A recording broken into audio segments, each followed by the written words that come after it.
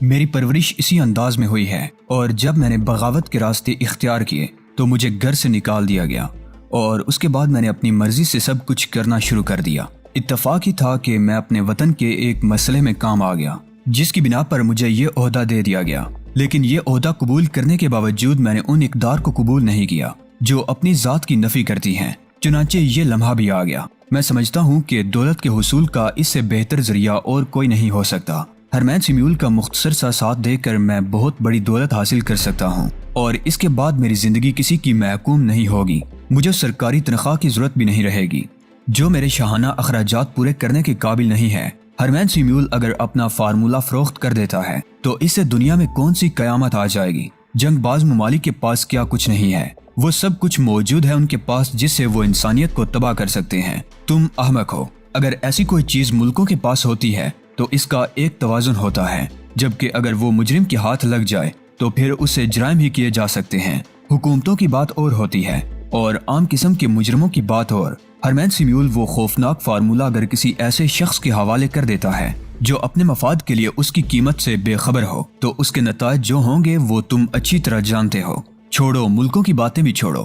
جہاں اپنا مفاد ہوتا ہے وہاں ہر بات جائز قرار پاتی ہے اور اس پر دوسرے ملک بھی تائید کرتے ہیں۔ میں سمجھتا ہوں کہ جرم ہر پیمانے پر ہوتا ہے، اعلیٰ سطحی پیمانے پر بھی، معمولی پیمانے پر بھی۔ حکومتیں بھی جرم کرتی ہیں اور معمولی قسم کے لوگ بھی۔ تعین کرنا صرف ان کا کام ہے جو اپنے مفاد پر نگاہ رکھتے ہیں۔ جب ایسا ہی سب کچھ ہے تو پھر میں اس سے فائدہ کیوں نہ اٹھاؤں؟ یہ سرکاری باتیں میرے لیے بیکار ہیں۔ میرا اپنا موقف یہ ہے کہ میرا ملک انسانی اصولوں پر سوچ رہا ہے۔ یہ فارمولہ بے شک تباہ کن ہو جائے، کسی کے ہاتھ نہ لگے، لیکن کسی ایسے شخص کے ہاتھ لگنا بے حد خطرناک ہوگا جو اس کی صحیح حیثیت سے واقف نہیں ہے۔ اگر تم اس موضوع کو ترک کرنا چاہتی ہو تو تمہاری مرضی۔ بہرحال تم نے اپنے لیے جو سزا پیدا کر لی ہے اسے ٹالنا اب میرے بس کی بات بھی نہیں ہے۔ تو تمہارا کیا خیال ہے؟ کیا میں تم سے زندگی کی بھیک مانگنا چاہتی ہوں؟ ہرمین سیمیول میرے مسئلے میں کیا فیصلہ کرتا ہے یہ میرے سوچنے کی بات نہیں ہے۔ میں اپنا فرض دیانتداری سے انجام دے رہی ہوں اور اگر اس میں میری زندگی بھی کام آ گئی تو مجھے زیادہ دکھ نہیں ہوگا۔ کم از کم وطن میں میرا نام برے انداز میں تو نہیں لیا جائے گا۔ میں ہنس پڑا، پھر بولا، تمہارے اہل وطن کو تو کبھی یہ معلوم نہیں ہوگا کہ تمہاری زندگی کا اختتام کس طرح ہوا۔ نہ صحیح پھر بھی کم از کم ایک غدار کی حیثیت سے میرا نام کبھی بھی نہیں لیا جائے گا۔ خود کو دھوکہ دے رہی ہو زیلا ایڈمن، یہی صحیح، خود کو ذلیل تو نہیں کر رہی۔ تو پھر اب مجھے بتاؤ میں تمہارے لیے کیا کروں؟ تم حقیر انسان میرے لیے کیا کر سکتے ہو؟ مفادات کے ہاتھوں کھیلنے والے کبھی کسی کے ساتھی نہیں بن سکتے۔ میں بھی وقت کا انتظار کر رہی ہوں۔ جو کچھ کر سکتی ہوں خود ہی کروں گی۔ تم نے جو کچھ کیا ہے زیلا ایڈمن، اس کے نتائج صرف اس لیے تم تک نہیں پہنچ سکے کہ میں نے تمہیں سنبھالا ہوا ہے۔ مقصد یہ ہے کہ اس وقت تمہاری زندگی کا دار و مدار مجھ پر ہے، تو پھر اس کھیل کو ختم کیوں نہیں کر دیتے؟ کرنا ہوگا۔ میں تو صرف یہی چاہتا تھا کہ مفاہمت کی کوئی راہ نکل آئے اور تمہاری زندگی بچ جائے۔ ایسی زندگی پر میں لعنت بھیجتی ہوں جو تم جیسے لوگوں کے ذریعے ملے۔ ٹھیک ہے، تم لعنت بھیجتی رہو اور میں تمہیں پیغام محبت دیتا رہوں۔ بات دراصل یہ ہے کہ ہرمین سیمیول نے تمہاری ذمہ داری مکمل طور پر مجھے سونپ دی ہے اور میں نہیں چاہتا کہ میرا دوست مجھ سے بدظن ہو جائے اور یہ سوچے کہ ہو سکتا ہے میں نے تمہاری زندگی کی حفاظت کی ہو اور میرے ذہن میں اس کے لیے کوئی کھوٹ ہو۔ دیکھو، مجھے ان باتوں سے شدید نفرت کا احساس ہوتا ہے۔ تمہارے دل میں جو آتا ہے وہ ضرور کرو، میں نے تمہیں اس سے کبھی نہیں روکا، لیکن اپنے غلط موقف کو میرے سامنے درست بنا کر پیش کرنے کی کوشش نہ کرو۔ اس کی ایک وجہ ہے۔ کیا؟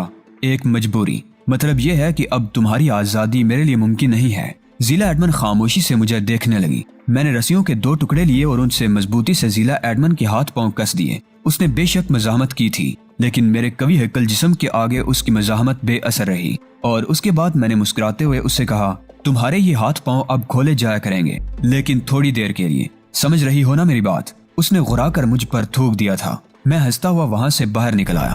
ہرمین سیمیول کے بارے میں نہیں معلوم تھا کہ وہ اس وقت کہاں ہے۔ بہرطور اس علاقے میں اب مجھے مکمل طور پر آزادی تھی اور میں نے ہرمین سیمیول کو اس کے فیصلے کے لیے آزاد چھوڑ دیا تھا۔ البتہ کچھ دیر کے بعد میں نے اسے کچھ عجیب سے انداز میں اس غار کی جانب جاتے ہوئے دیکھا جس میں زیلا ایڈمن کو قید کرایا تھا۔ مجھے حیرت ہوئی اور میں نے انتہائی احتیاط کے ساتھ ہرمین سیمیول کا تعاقب کیا اور اس کے بعد اسے زیلا ایڈمن کے پاس دیکھا۔ وہ زیلا ایڈمن کے ہاتھوں اور پیروں کی بندشوں کا جائزہ لے رہا تھا۔ اس کے بعد وہ خاموشی سے باہر نکل آیا۔ میں نے اپنی جگہ چھوڑ دی تھی تاکہ وہ مجھے دیکھ نہ پائے، لیکن میرے ہونٹوں پر مسکراہٹ کھیل رہی تھی۔ میں جانتا تھا کہ ہرمین سیمیول یہ سب کچھ کیوں کر رہا ہے میرے بارے میں وہ مکمل طور پر اعتماد کر لینا چاہتا تھا اور مجھے خوشی تھی کہ میں کسی بھی پہلو کو کمزور نہیں چھوڑ رہا تھا۔ زیلا ایڈمنڈ کے ہاتھوں پیروں کی بندش مکمل طور پر سخت تھی اور اسے دیکھ کر یہ اندازہ لگایا جا سکتا تھا کہ وہ کسی دوست کی کارستانی نہیں ہے۔ زیلا ایڈمنڈ کے ساتھ خوشگوار لمحات، کھانے پینے کی بہترین اشیاء، اور اس کے بعد ہرمین سیمیول نے روانگی پر آمادگی کا اظہار کرتے ہوئے کہا، ڈیئر جہانگیر جمال شاہ، پہلے یہ بتاؤ کہ اپنے شہر پہنچنے کے بعد تم میرے لیے کیا کر سکتے ہو؟ کیا یہ سب کچھ اپنے شہر پہنچنے کے بعد بتانا مناسب نہیں ہے؟ ہرمین سیمیول ہنس پڑا، پھر اس نے کہا، مگر میرا خوف تو اپنی جگہ ہے۔ دیکھو مائی ڈیئر سیمیول، اب میں اس بے اعتمادی کا متحمل نہیں ہو سکتا۔ بہت دن گزر چکے ہیں ہمارے ساتھ کو، اور اگر اب بھی یہ بے اعتمادی قائم رہی تو تمہارا کیا خیال ہے؟ کیا میرے دل میں بے اعتمادی پیدا نہیں ہو سکتی؟ مثلا میں یہ سوچ سکتا ہوں کہ تم نے وقتی طور پر میرا سہارا حاصل کر لیا ہے اور مجھ پر مکمل اعتماد نہیں کرتے، چنانچہ کوئی ایسا لمحہ بھی آ سکتا ہے جب تم اس بے اعتمادی کا شکار ہو کر مجھے ہی نقصان پہنچانے کی کوشش کرو۔ ہرمین سیمیول میرے ان الفاظ پر سنجیدہ ہو گیا تھا۔ میرا خیال تھا کہ وہ اس سلسلے میں کوئی تلخ جملہ ادا کرے گا، لیکن اس نے نہایت نرم لہجے میں کہا، تمہارا کہنا بالکل درست ہے۔ در حقیقت ہر شخص کو یہ حق حاصل ہے، لیکن کیا خیال ہے اگر ہم دونوں ہاتھ ملا کر ان لمحات کو ہمیشہ ہمیشہ کے لیے ختم کر دیں تو کیا تم اس پر اپنے آپ کو آمادہ پاتے ہو؟ میں نے تمہارے سلسلے میں جو فیصلہ کیا ہے ہرمین سیمیول، وہ یہی سب کچھ سوچ کر کیا ہے۔ در حقیقت اس فیصلے میں تمہاری محبت یا کوئی ایسا جذبہ شامل نہیں ہے جسے کوئی احمقانہ نام دیا جا سکے۔ تم میرے بہتر مستقبل کے لیے ایک معاون شخص ثابت ہو سکتے ہو، تو میں نے تمہارا ساتھ دینے کا فیصلہ کر لیا، ورنہ دوسری صورت میں شاید میں ایسا کبھی نہ کرتا۔ میں جانتا ہوں، اچھی طرح جانتا ہوں، اور اس کے بعد بد اعتمادی کا یہ سلسلہ آج اور اسی لمحے ہمیشہ ہمیشہ کے لیے ختم کیا جاتا ہے۔ اب تم میرے انداز میں کوئی ایسی بات نہیں پاؤ گے۔ زیلا ایڈمنڈ کے سلسلے میں تم نے کیا فیصلہ کیا؟ بیکار گھاس کو کاٹ دینا بہتر ہوتا ہے۔ وہ اس وقت تک ہمارے لیے کارآمد ہے جب تک ہم یہاں مقیم ہیں، اور اس کے بعد جب ہم یہاں سے جائیں گے تو اسے ختم کر دیں گے۔ ہرمین سیمیول نے تعریفی نگاہوں سے مجھے دیکھا اور بولا، وہ لوگ جو احمقانہ جذباتیت کا شکار نہیں ہوتے مجھے بے حد پسند ہیں۔ اچھا یہ بتاؤ، ان پہاڑوں سے نکلنے کے لیے مجھے کیا طریقہ کار اختیار کرنا چاہیے؟ تم مقامی زبان جانتے ہو اور تم نے ایک درویش کی صورت اختیار کر رکھی ہے۔ ایسی حالت میں تم اگر یہ سفر کرو گے تو بہت زیادہ مشکل تو نہیں ہوگا۔ ہاں، ایک منزل پر پہنچنے کے بعد تمہیں یہ حلیہ ترک کرنا ہوگا کیونکہ لوگ تمہیں خاص طور سے قبائلی سمجھیں گے۔ میں تمہارا مطلب سمجھ رہا ہوں، اور شاید یہی میں بھی سوچ رہا تھا۔ فرض کرو ہم یہاں سے نکل کر کسی آبادی میں پہنچ جاتے ہیں، یہاں کے لوگ اس قسم کے درویشوں کی متوجہ ہوں گے، اور میں یہی بات نہیں چاہتا۔ میں خاموشی سے اپنا یہ سفر کرنا چاہتا ہوں۔ اس کے لیے میرے پاس ایک اور طریقہ کار ہے۔ کیا؟ ہرمین سیمیول نے پوچھا اور میں ہنس پڑا۔ وہ خاموشی سے میری صورت دیکھ رہا تھا۔ میں نے کہا، عورتیں بھی تو ہوتی ہیں، سمجھا نہیں؟ یہاں سر سے پاؤں تک کا ایک لمبا لباس ہوتا ہے جو صرف نسوانیت کو پوشیدہ کرنے کے لیے استعمال کیا جاتا ہے۔ تم نے اگر مقامی لوگوں کا بغور جائزہ لیا ہے تو تمہیں اس بات کا اندازہ ہوگا مائی ڈیئر مسٹر سیمیول کہ مقامی عورتیں ایسا لباس استعمال کرتی ہیں اور اسے برقع کہتے ہیں۔ میں جانتا ہوں، ہرمین سیمیول حیرت زدہ لہجے میں بولا، اور پھر اس کے چہرے پر ایک عجیب سی مسکراہٹ پھیل گئی۔ او مائی گاڈ، تم ذہین آدمی ہو۔ اس میں کوئی شک نہیں ہے کہ تم جنگجو بھی ہو، پھرتیلے اور طاقتور بھی ہو، اور ذہین بھی ہو، اور کیوں نہ ہو، ظاہر ہے تمہارے ملک میں اس کام کے لیے تمہارا انتخاب بے مقصد ہی نہیں کر لیا گیا ہوگا۔ گڈ آئیڈیا ہے، لیکن مجھے تمہارے سہارے کی ہر لمحہ ضرورت پڑے گی۔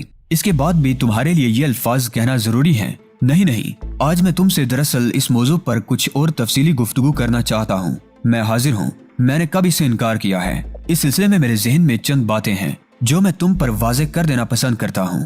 یقیناً، کیوں نہیں؟ سنو میرے دوست، یہ وہ باتیں ہیں جو میں نے اب تک تم سے نہیں کی، لیکن اب جیسا کہ میں نے تم سے ہاتھ ملانے کے بعد کہا کہ میرے اور تمہارے درمیان اعتماد کا مکمل رشتہ قائم ہو چکا ہے، یہ باتیں میں تم سے کہہ دینا ضروری سمجھتا ہوں۔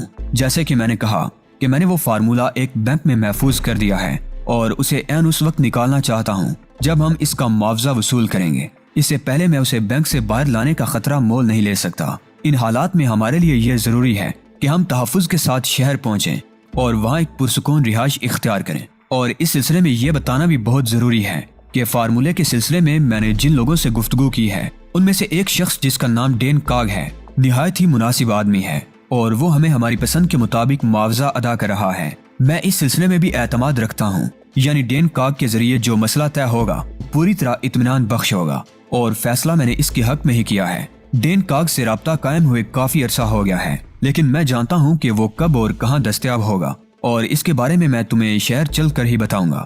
ڈین کاک کے سامنے آنے کے بعد یہ بات تمہارے ذہن میں جم گئی ہوگی کہ ہمیں فارمولے کی فروخت میں بہت زیادہ مشکل پیش نہیں آئے گی، بس ان حالات سے نمٹنا بے حد ضروری تھا۔ چنانچہ میں اب چاہتا ہوں کہ ہم یہاں سے روانہ ہو جائیں۔ شہر میں تمہارے پاس یقیناً ایک رہائش گاہ ہوگی، اور جب تم وہاں واپس پہنچو گے تو وہ لوگ تم سے رابطہ قائم کر کے اس سلسلے میں سوالات کریں گے۔ تم انہیں کیا جواب دو گے؟ یہی کہ میں ہرمین سیمیول کو تلاش کرنے میں ناکام رہا۔ اور ضلع ایڈمن کے بارے میں کیا کہو گے تم؟ ضلع ایڈمن کا کیس دراصل مختلف ہے۔ اس نے جرمنی کی حکومت کے ذریعے میرے ملک سے رابطہ قائم کیا اور یہ تفصیلات فراہم کی، اور اس کے بعد واپس روانہ ہو گئی۔ پھر یہ تنہا ہی یہاں آئی تھی اور مجھے ان پہاڑوں میں ملی تھی۔ کوئی بھی یہ نہیں کہہ سکتا کہ پہاڑوں میں میرا اس سے کوئی تعلق رہا ہے، کیونکہ اس کے ذرائع بھی محدود تھے۔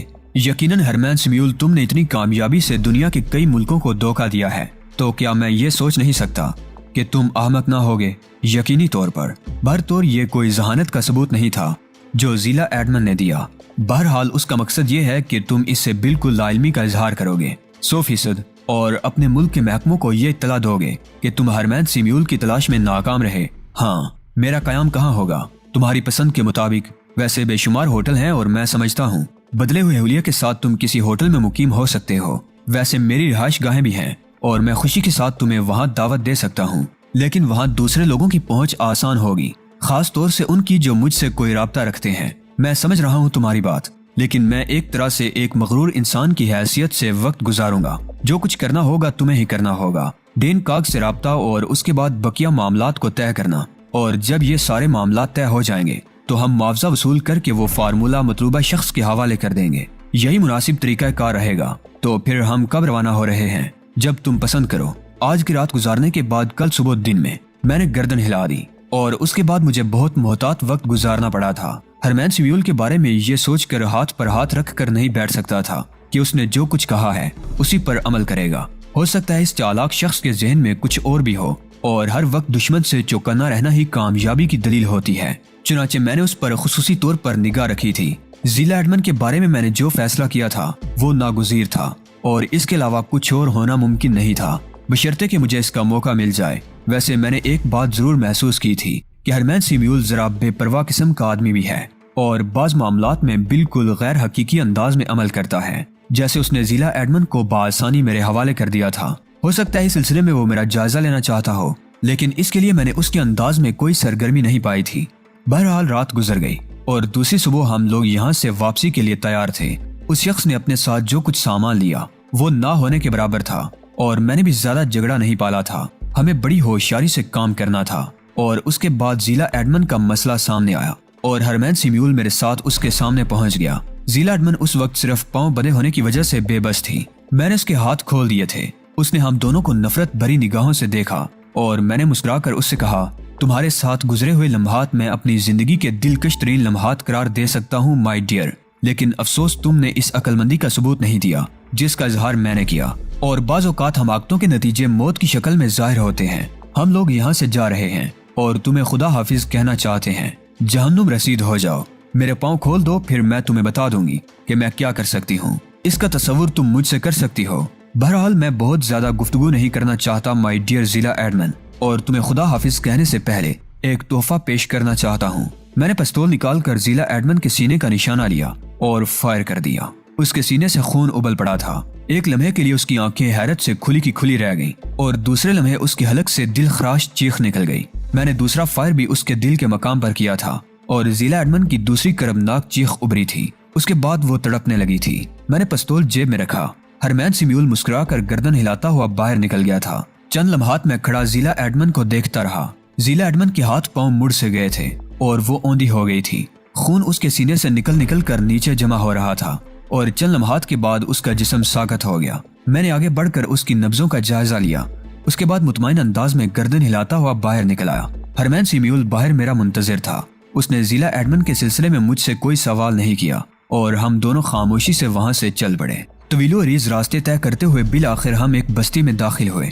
میری ہدایت کے مطابق ہرمین سیمیول نے اپنا حلیہ کسی قدر تبدیل کر لیا، اور اب وہ خاص طور سے درویش نظر نہیں آ رہا تھا۔ اس آبادی میں پہنچنے کے بعد میں نے مزید انتظامات کیے۔ زنانہ لباس کا حصول بے شک ایک مشکل کام تھا، لیکن قبائلی عورتیں لمبی تڑنگی ہوتی ہیں، اس لیے بہت زیادہ مشکل نہ پیش آئی، اور اس کے ساتھ ساتھ ہی میں نے ایک برقع بھی حاصل کر لیا، اور اس حلیے میں ہرمین سیمیول جیسی شخصیت کو سفر کرتے ہوئے جس قدر لطف آ رہا ہوگا وہی جانتا تھا۔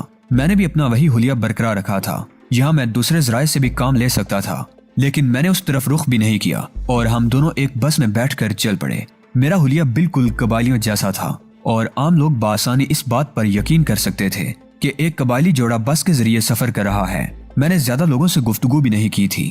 بس نے ہمیں ایک اور شہر میں اتار دیا اور یہاں پہنچنے کے بعد میں نے ہرمین سیمیول کے لیے دوسرا لباس بھی حاصل کر لیا۔ ہمارے پاس کرنسی موجود تھی اور اس سلسلے میں ہمیں کوئی دقت پیش نہیں آ رہی تھی۔